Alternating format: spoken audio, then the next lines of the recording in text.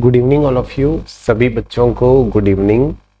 और इस वीडियो में हम एक ऐसे बैच के लिए बात करने वाले हैं जितने भी लाइब्रेरी साइंस के विद्यार्थी हैं, प्लस लाइब्रेरी साइंस के विद्यार्थी के अलावा एक जो दूसरा बैच है जिसे हम चतुर्थ श्रेणी कर्मचारी कहते हैं। तो ये दोनों बैचेस के बारे में इस वीडियो में हम डिटेल से डिस्कस करने वाले हैं कि ये दोनों बैचेस कैसे रन होंगे, क्या पैटर्न होगा, किस तरह से हम इसमें वर्क करने वाले हैं। सबसे पहले हम बात करते हैं जो लाइब्रेरियन स्टूडेंट है उनके लिए इस बैच की। तो 8% आपको पता है हमारे पास जो रिक्रूटमेंट है उसमें है RSSB लाइब्रेरियन ग्रेड थर्ड का रिक्रूटमेंट। इसके अलावा हमारे पास जो रिक्रूटमेंट्स है उनकी अगर बात करें तो वो रिक्रूटमेंट है हमारे पास KVS लाइब्रेरियन, ठीक है। इसके अलावा हमारे पास आ जाता है NVS लाइब्रेरियन, ठीक है। इसके बाद हमारे पास आ जाता है EMRS लाइब्रेरियन। तो सबसे पहला बिंदु जो यहाँ पर है वो है कि जो भी बच्चे लाइब्रेरी के फील्ड में काम कर रहे हैं और अगर आपने, ठीक है, ये जो दोनों पार्ट है इनको मैं एक साथ कंसल्ट करूंगा, बट पहले छोटी सी बात है। इसके लिए जो क्वालिफिकेशंस रखा गया है वो है CLIS। अगर आपने 12th के साथ CLIS कर रखा है और अपर अगर कुछ भी कर रखा है यानी कि D.Lib वगैरह, तो आप इसमें एलिजिबल है। इन तीनों के लिए जो क्राइटेरिया रखे गए हैं वो है, पहले तो आपका ग्रेजुएशन कंप्लीट होना चाहिए। पहला पॉइंट आपका ग्रेजुएशन कंप्लीट होना चाहिए, और ग्रेजुएशन के साथ अगर आपने DLIS कर रखा है या BLIS कर रखा है, ठीक है, तो आप इसमें एलिजिबल होंगे। तो ये पॉइंट ऑफ व्यू जो है, इसमें बहुत सारे ऐसे बच्चे हैं जिन्होंने ग्रेजुएशन प्लस DLIS कर रखा है, तो वो इसमें भी एलिजिबल होंगे। सबसे पहले जिस बैच की हम बात करने वाले हैं वो है लाइब्रेरियन का बैच, और एक ऐसा बैच जिसमें हम इन चारों एग्जाम्स को एक साथ कंपाइल करने वाले हैं।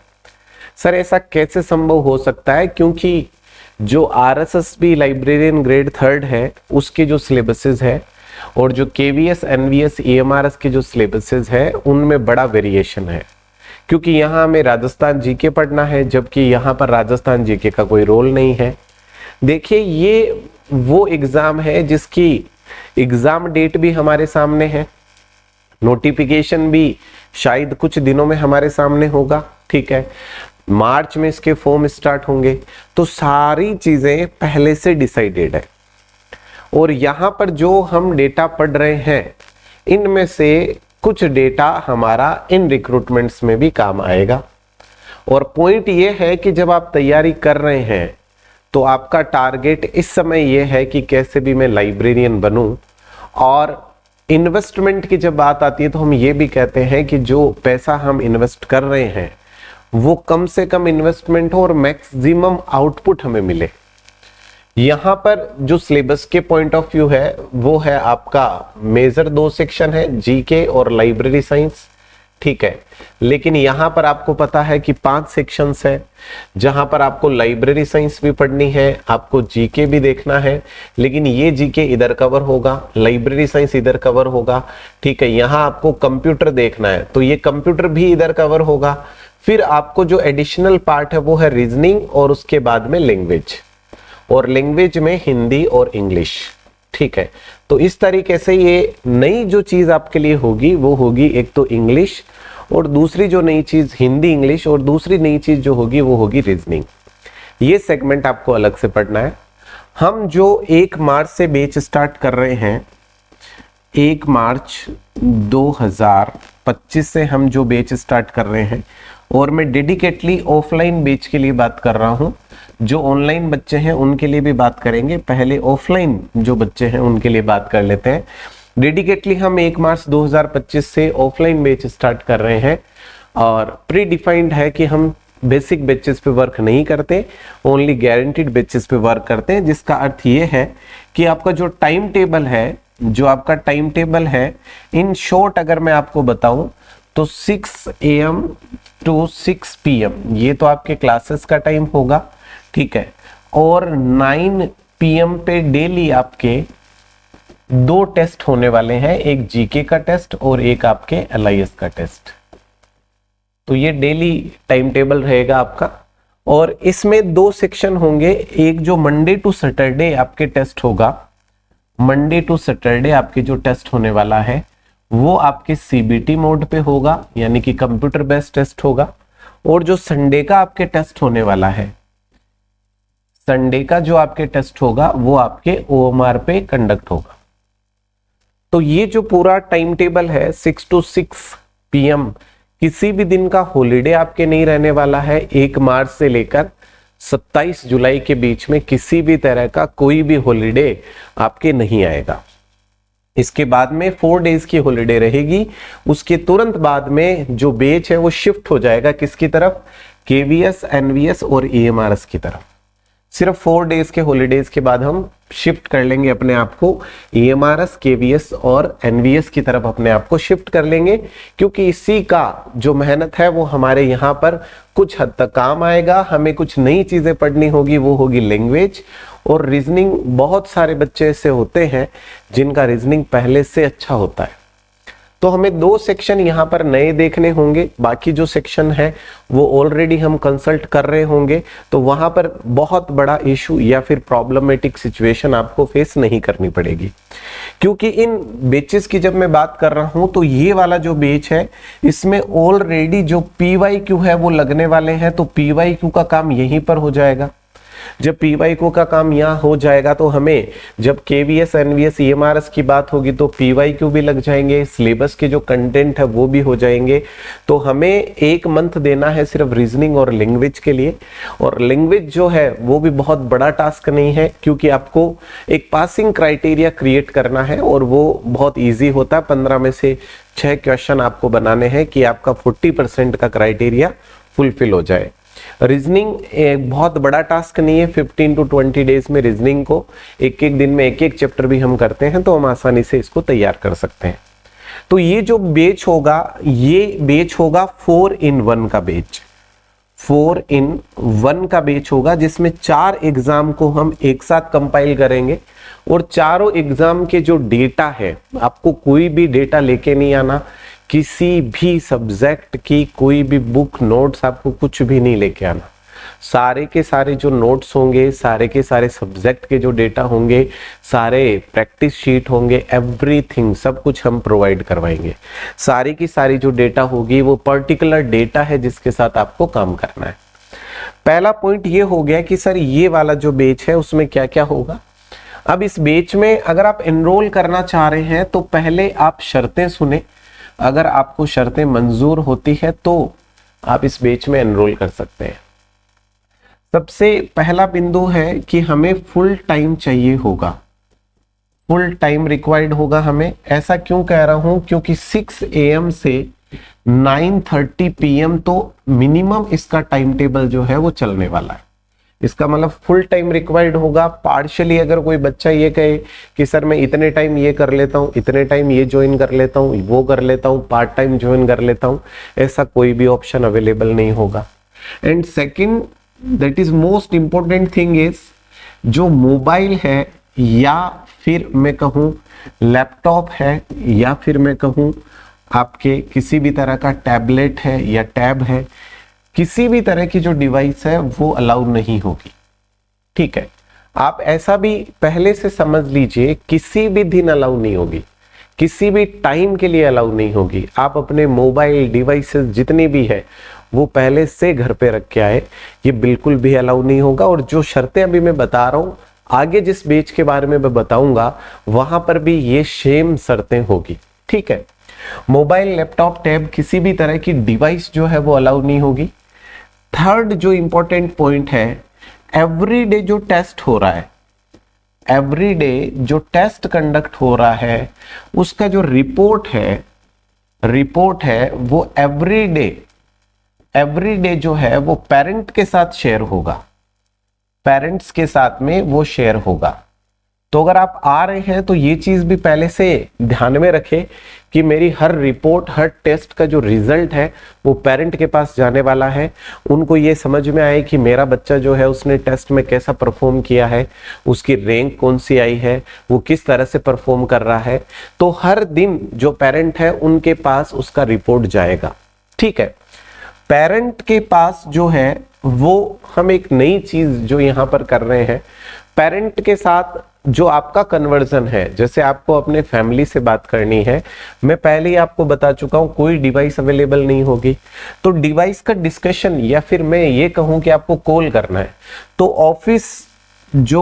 ऑफिस है वो ही आपको मोबाइल प्रोवाइड करेंगे जिनसे आप कॉल कर सकते हैं 1 टाइम इन ए वीक। पूरे वीक में सिर्फ एक बार आप आराम से कंसल्ट कर लीजिए, 10 मिनट तक, 15 मिनट तक। ठीक है, उसके अलावा पूरा का पूरा जो वीक है वो ब्लॉक होगा और आपको डेडिकेटली जो टाइम टेबल्स होंगे उनके साथ में काम करना होगा। तो ये कुछ शर्तें हैं, अगर आप ये मान लेते हैं तो फिर आप इसमें एनरोल होने के लिए एलिजिबल होंगे। बाकी सारी चीजें आप जानते हैं कि आयु क्या होगा, क्या मैं एलिजिबल हो पाऊंगा, क्वालिफिकेशंस क्या होगी, ये सारी बातें आप पहले से जानते हैं। यहां पर आपके दोनों के दोनों पार्ट्स यानी कंप्लीट बैच होगा ये, इसमें सारे के सारे सब्जेक्ट होंगे, ये कंप्लीट बैच होगा, इसमें सारे सब्जेक्ट जो है वो इंक्लूडेड होंगे। ठीक है, कोई भी सब्जेक्ट जो है वो मिसिंग नहीं होगा। और इस बैच के बारे में अगर कोई इंफॉर्मेशन और आपको रिक्वायर्ड होती है तो आप मुझे पर्सनली फोन कर सकते हैं या आप मुझे मैसेज कर सकते हैं 7742748581 पर। तो ये हो गया फर्स्ट बैच जिसके बारे में मैं आपको बता रहा हूं, 4-in-1 लाइब्रेरी साइंस का जो बैच है। डेडिकेटली जो लाइब्रेरी साइंस के स्टूडेंट जो अभी प्रिपरेशन कर रहे हैं, जिन्होंने ग्रेड 2 का एग्जाम दिया है, ग्रेड 3 का देने वाले हैं, EMRS या KVS या NVS के लिए अगर आप प्लान कर रहे हैं तो ये मैंने पहला ऑप्शन आपको बताया है। सेकंड जो ऑप्शन हमारे पास आता है जिसका बैच अभी 1 मार्च से ही स्टार्ट हो रहा है, 1 मार्च से एक दूसरा बैच जो स्टार्ट हो रहा है कैंपस 2 में। जो कैंपस 1 है वो पूरा डेडिकेट है आपके लाइब्रेरी साइंस को, और कैंपस 2 जो है उसमें एक नया बैच स्टार्ट हो रहा है जिसे हम कहते हैं RSSB क्लास 4। ठीक है, जो क्लास 4 है उसका बैच स्टार्ट हो रहा है, और आपको पता है बहुत बड़ा नंबर जो है इस रिक्रूटमेंट में हमें देखने को मिला है, यानी कि प्रोबेबिलिटी ऑफ सिलेक्शन जो है वो बहुत ज्यादा इंक्रीज हो जाता है। तो यहां पर ये जो बैच है इसके अगर मैं टाइम टेबल की बात करूं, इसका टाइम टेबल स्टार्ट होगा मॉर्निंग में 9:30 से 9:30 AM से, क्योंकि इसमें बहुत सारे सब्जेक्ट है। तो 9:30 AM से 6 नहीं, ये होगा आपके 7:30 PM तक, 7:30 PM तक ये इसका क्लास टाइम रहेगा, ये क्लास टाइम होगा इनका। और इनका जो डेली टेस्ट टाइम है, डेली टेस्ट टाइम जो होगा वो होगा इनका 9 बजे 9 PM पे, ये डेली इनका टेस्ट टाइम होगा। ठीक है, इसके बीच में सारी क्लासेस इंक्लूड होगी, सारे जीके के क्लासेस है, आपके लैंग्वेजेस के क्लासेस है, आपके मैथमेटिक्स के क्लासेस है, ठीक है, कंप्यूटर के क्लासेस है, वो सारे के सारे जो सेगमेंट होंगे वो इस ड्यूरेशन में इंक्लूडेड होंगे। अब अगर कोई भी बच्चा इनमें से कोई भी बैच ज्वाइन करना चाहता है तो पहले तो 2 चीजें वो जरूर सोचे, क्या मैं फिजिकली इतना टॉर्च होने के लिए तैयार हूं क्या? ये पूरी तरीके से टॉर्चर होगा सर। अगर आप ये सोच रहे हैं कि ये बड़ा आसान काम है तो ये बिल्कुल भी आसान नहीं है। सुबह 6 से शाम को 6 तक एक सीट पे बैठ के काम करना ये बिल्कुल आसान काम नहीं है। हर दिन कंटेंट के साथ में बार बार उनको याद करना, उनके टेस्ट अटेम्प्ट करना, ये बहुत ज्यादा इरिटेटिंग है और बहुत ज्यादा डिफिकल्ट है। इस बात को आप पहले समझे। और इसके बावजूद आपको ये लगता है कि नहीं फिर भी मुझे करना है, फिर भी आप अपने आप को समझा पाते हैं कि हाँ ये टास्क मैं परफॉर्म कर लूंगा, इतनी सिटिंग में दे दूंगा, इतने प्रैक्टिस में कर लूंगा, डेली टेस्ट में देने के लिए तैयार हूं, मेरे रिजल्ट पेरेंट को शेयर किए जाएंगे, उसके बाद भी मैं तैयार हूं। आप मुझे किसी भी तरीके से पढ़ाइए सर, मुझे एनी हाउ सिलेक्शन चाहिए। अगर आप इस स्थिति के साथ अपने आप को रेडी कर पाते हैं तो फिर आप इन बैचेस में आ सकते हैं। अगर किसी भी तरह का और आपको डाउट रहता है तो जो मैंने अभी आपको नंबर बताए हैं उन पे आप अपने डाउट कंसल्ट कर सकते हैं। पहले से हमारे ग्रेड 2 के जो सब्जेक्ट के आंसर की है उनमें आप देख चुके हैं कि किस तरह से क्वेश्चंस कैप्चर हुए हैं।